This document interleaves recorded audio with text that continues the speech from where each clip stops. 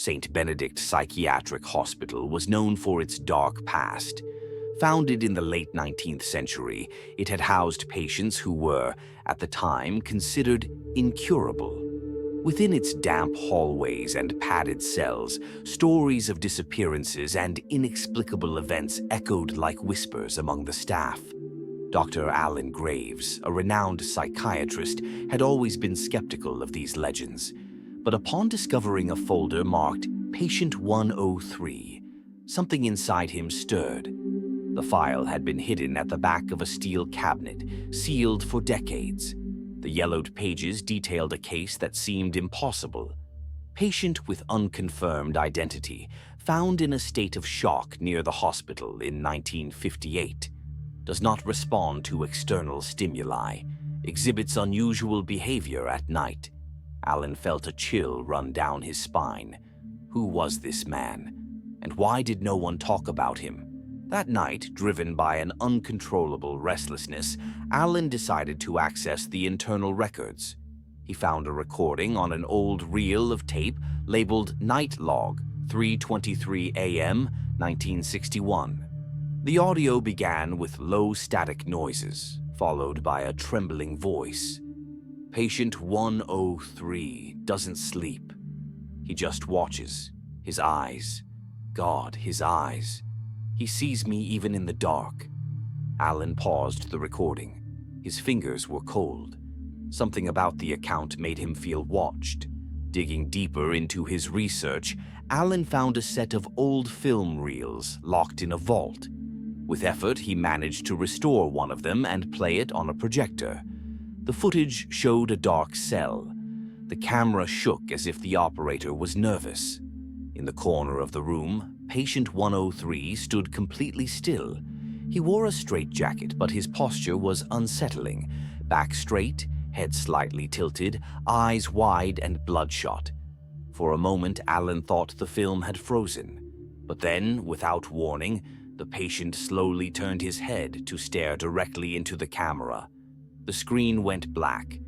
The projector turned off on its own. Alan decided to visit the hospital's decommissioned wing, where, according to the records, Patient 103 had been housed. The corridor was filled with the smell of mold, and the sound of distant dripping water echoed through the space. When he reached the patient's old cell, he felt a weight on his chest. The door still bore deep scratch marks, as if someone had desperately tried to get out. On the floor, something caught his attention. A wax cylinder recording. He picked it up with trembling hands and played it on an old phonograph he found among the debris. The voice that emerged from the recording did not sound human. "Alan, you finally came." He dropped the phonograph. His name was on the recording. How was that possible? In the days that followed, Alan began having strange dreams. He dreamed of Patient 103 standing in his bedroom, watching him. The man's black eyes seemed to absorb all light around them. One night, Alan woke up in a cold sweat and noticed something terrifying. Patient 103's file had disappeared from his office. He searched through drawers, checked security cameras. There was no sign of a break-in. Then he looked at his desk and saw something that hadn't been there before. A single sheet of paper with a handwritten message. "Now it's you." Alan's breathing became uneven. He felt something behind him. A reflection on the computer monitor revealed a tall, thin figure with dark, empty eyes. The light went out, and then everything went silent. Days later, hospital staff found Alan's office abandoned. His computer was on, playing a distorted recording. "He found me. There's no way out." Reviewing the security footage, they saw Alan leaving the building, walking slowly toward the decommissioned ward. He was never seen again. But a new file appeared in the hospital system. Patient 103, new record.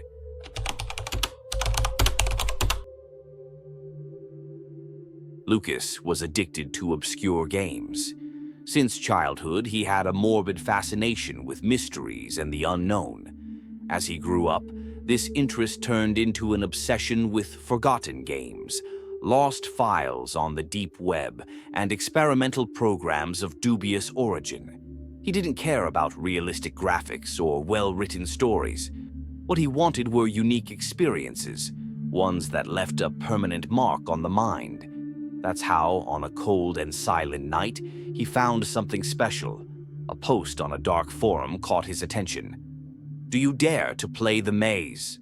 The post was short, direct, and strange. Just one line below the question. "Play at your own risk. They say the game becomes real. Are you ready?"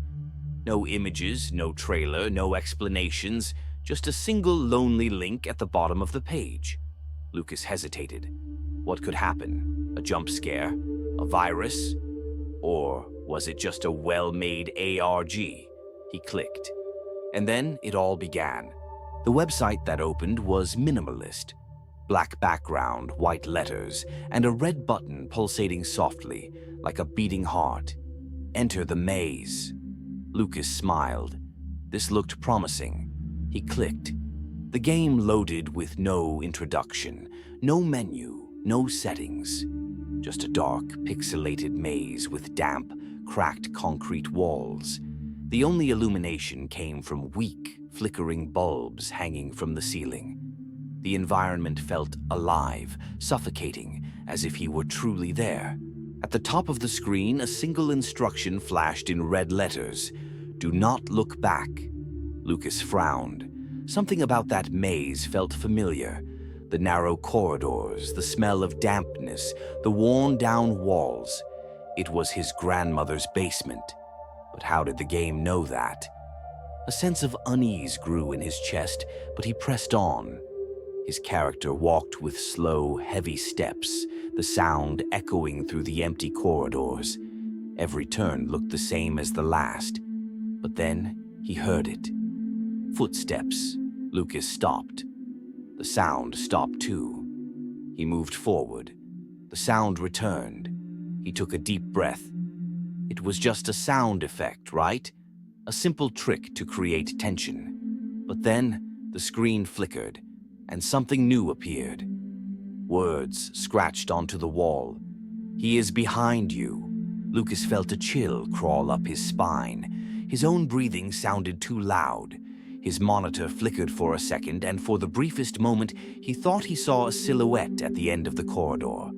But when he looked again, there was nothing. He moved forward. The corridors grew tighter. The game seemed to be closing in on him. Every step echoed longer than it should have. And then he saw the door. An old wooden door, its paint peeling, with an ancient latch. It was identical to the door of his own bedroom. The pixelated graphics were gone. Now the game looked like a live-action video. Lucas felt his stomach twist. What he saw on the screen was his room, exactly as it was now. The same computer setup, the coffee cup on the desk, the curtain slightly open. He moved the mouse. The camera inside the game moved too. He was no longer controlling a character. The game was streaming his own vision, live. Lucas yanked off his headphones. His mind screamed at him to close the program, to shut down the computer. But his hand was trembling too much to move. Then something changed on the screen. Behind his chair in the game, a shadow began to form. Tall, distorted, flickering. And then a new message appeared on the screen.